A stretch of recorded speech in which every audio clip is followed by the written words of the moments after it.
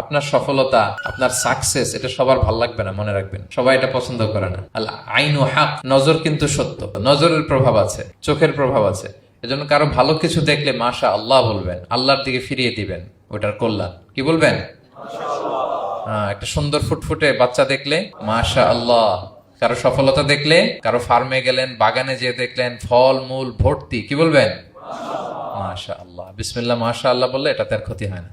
অনেকে বলে যে বাবা মা মাশাল্লাহ বলা লাগে না, বাবা মা আর নাকি মামা, এই তিনজন নাকি মাশাল্লাহ না বললে কিছু, এটা ভুল কথা। বাবা মারও বলতে হয়। বাবাও তার ছেলের কোনো সাকসেস, ভালো কিছু দেখলে কি বলবে? মাশা আল্লাহ, তাবারাকাল্লাহ, অথবা বিসমিল্লাহ মাশা আল্লাহ, এটা আপনারা বলবেন।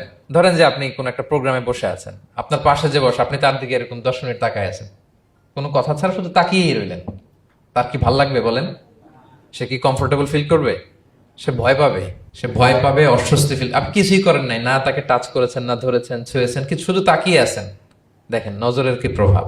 আল্লাহ আইনু হাক, নজর সত্যি। এজন্য কারো সাকসেস দেখলে আমরা সবসময় যেন মাশাআল্লাহ বলি। মাশাআল্লাহ ঠোঁটের সাথে মিলিয়ে রাখবেন। ভালো দেখলে কি বলবেন? মাশাআল্লাহ, মাশাআল্লাহ, বিসমিল্লাহ মাশাআল্লাহ, মাশাআল্লাহ, তাবারাকাল্লাহ, এটা বলবেন।